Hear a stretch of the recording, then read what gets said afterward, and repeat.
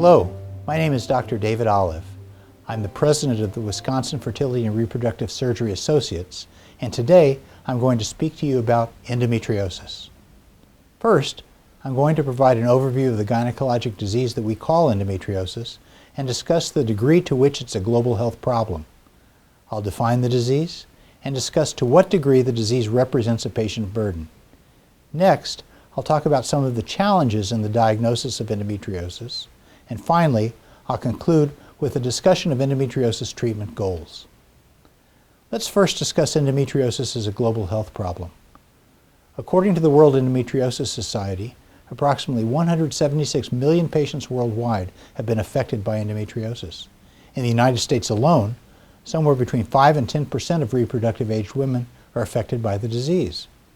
If we try and estimate the economic burden that this disease represents, the best data that we have is almost a decade old, but nevertheless, the cost of the disease to society is approximately $56 billion annually.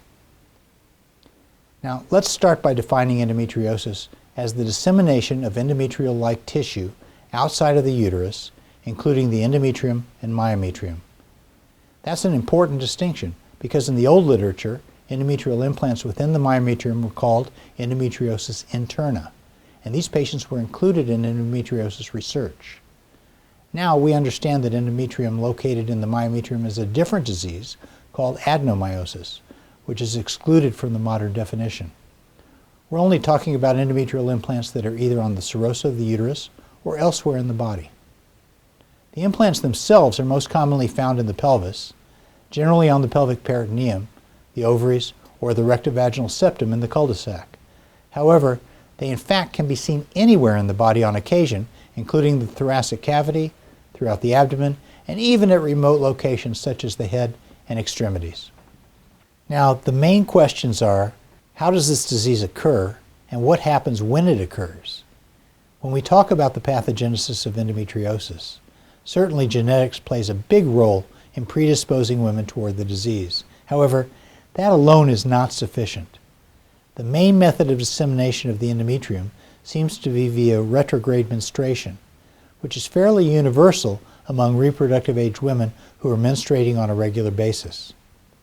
Metaplasia also has been implicated in a few cases of endometriosis, although it's not nearly as universal as retrograde menstruation.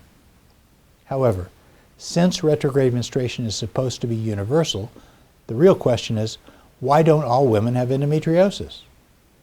The answer to that is that there are other factors that are required in order to achieve implantation and maintenance of these implants.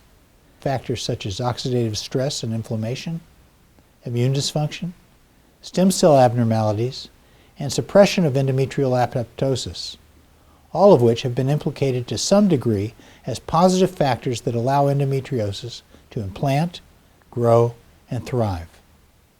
Furthermore, hormones are absolutely required for the process of implantation, growth, and maintenance, and the primary hormone involved is estrogen. Estrogen plays a role in both the pathogenesis and the pathophysiology of this disease. On this slide, we've illustrated a few things that estrogen does in order to promote the growth, maintenance, and symptoms associated with endometriosis.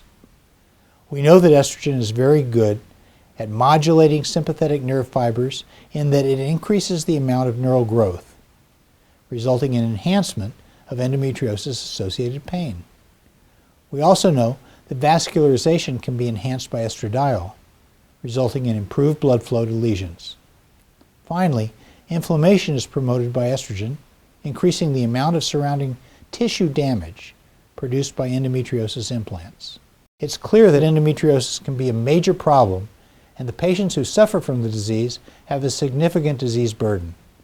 If we look at the disease as it presents in most patients, they're often seen by their primary care physicians who have little or no expertise in endometriosis. The symptoms are dismissed by these primary care physicians to the degree that there's often a long delay in diagnosis, frequently as long as 7 to 10 years from the initiation of symptoms until the actual diagnosis is made by a physician. The symptoms produced by endometriosis can be debilitating, resulting in impaired work productivity and educational experience, as well as decreased quality of life. This slide illustrates some of the problems that patients with symptomatic endometriosis can have in terms of significant alterations in their lifestyle due to the disease.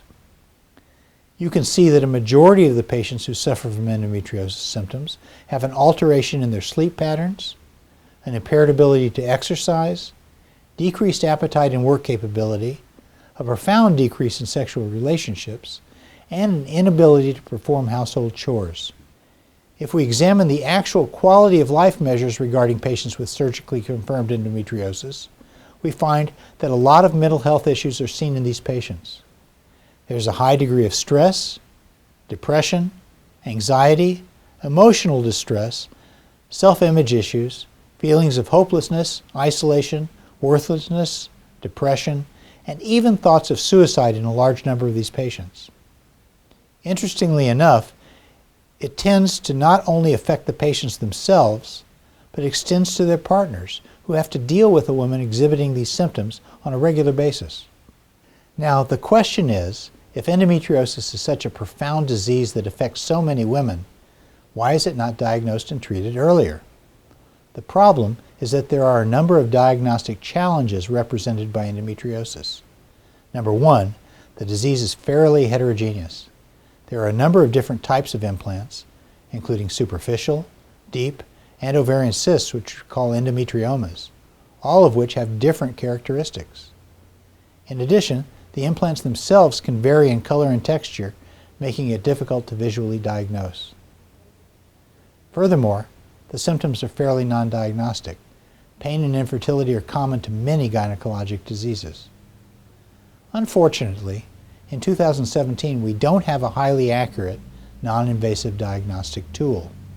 We've been working on one for years, but to this day, we have not succeeded in producing such a diagnostic tool that is sufficiently accurate. Consequently, laparoscopy, which is invasive surgery, is the diagnostic standard. However, even this method of diagnosis is often inaccurate, as it's limited by the skill of the surgeon and their ability to recognize these endometriosis implants.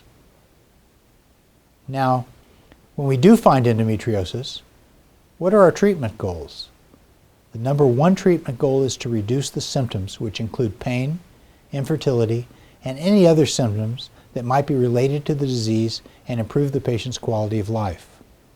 We can do this surgically or medically, but our goal is to avoid repeat surgical procedures, as these can be very difficult on the patient and can produce a variety of other problems.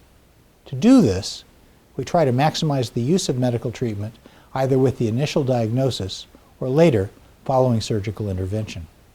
In summary, endometriosis is a global health problem affecting approximately 176 million women worldwide. Secondly, the symptoms include pelvic pain and infertility, which can be debilitating and can significantly impair the patient's quality of life, physically and emotionally. Third, the diagnosis of endometriosis is often delayed significantly by physicians who dismiss the symptoms often as long as 7 to 10 years. Fourth, the goal of treatment is to reduce the debilitating symptoms of endometriosis. And finally, medical therapy is often the first-line treatment option, but can also be used to prevent or treat recurrence after surgery. Thank you very much for taking the time to join us today, and goodbye.